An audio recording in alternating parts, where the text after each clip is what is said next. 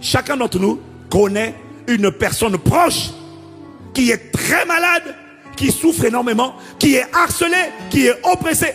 Maintenant, imagine-toi, s'il y a quatre amis qui décident de porter ce paralytique, s'il y a 4, vous décidez ce soir, on est vendredi, on fait une veille de prière dans mon appartement. On n'est pas obligé de crier, on peut faire une veillée.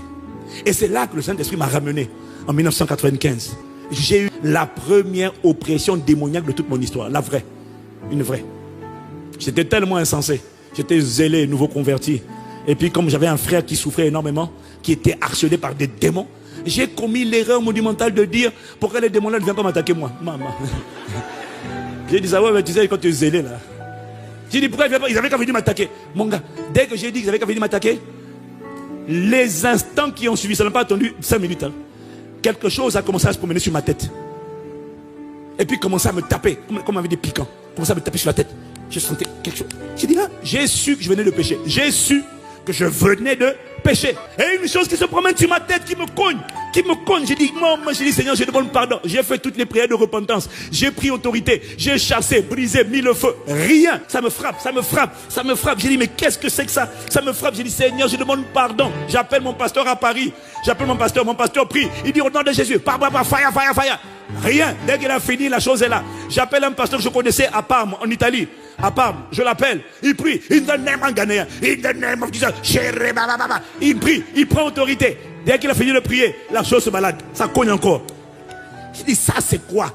Si mon pasteur, spécialiste en combat spirituel, a prié et que rien n'y fait, Seigneur, je suis cuit. Les 2 pasteurs que je connais ont prié, rien ne s'est passé, je suis cuit. Sans conviction, je vais voir le médecin. Je savais que c'était spirituel. Je savais comment ça avait commencé. Mais, je vais voir le médecin. J'ai dit, docteur, préconisez-moi quelque chose. C'est ça. On compte sur le système, on compte sur les choses du monde. On va aller chercher Dieu, on compte sur le monde. J'ai dit, docteur, donnez-moi quelque chose. Et d'accord, on va essayer des gouttes. C'est peut-être une allergie. Je savais que ce n'était pas une allergie.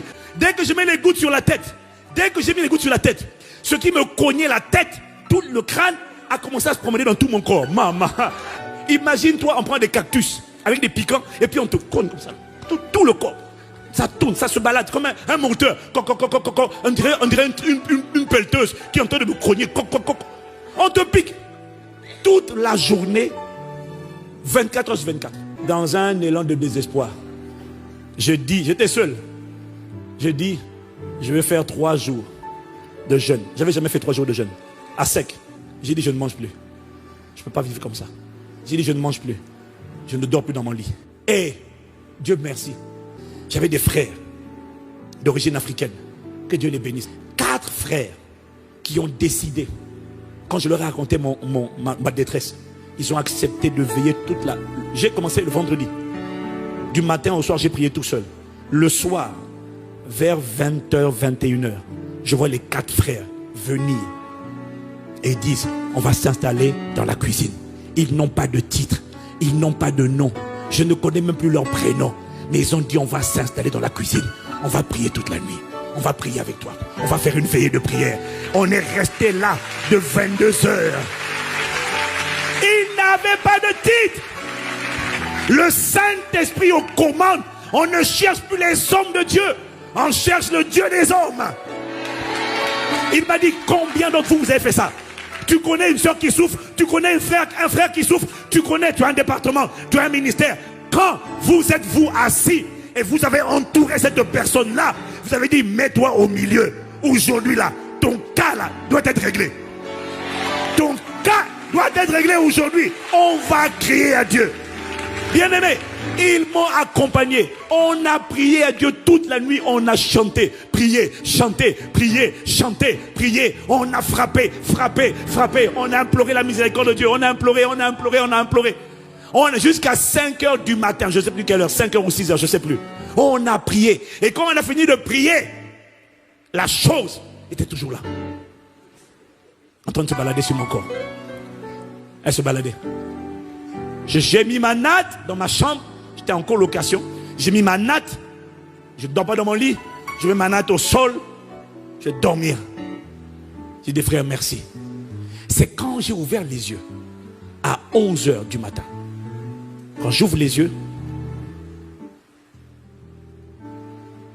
je sens rien. Je dis, hein? Est-ce que ça se balade? Non, attends. Ça se balade plus. Et là, il m'arrive une chose bizarre. Je sens des écailles, mais en milliers d'écailles qui tombent de mes yeux, qui tombent. C'est comme si on est en train d'éplucher un poisson. Je sens des écailles qui tombent, des écailles. J'ai dit, mais qu'est-ce que c'est? Je n'avais plus aucune sensation, mais c'était des écailles. J'ai dit, mais qu'est-ce qui m'arrive? Des écailles.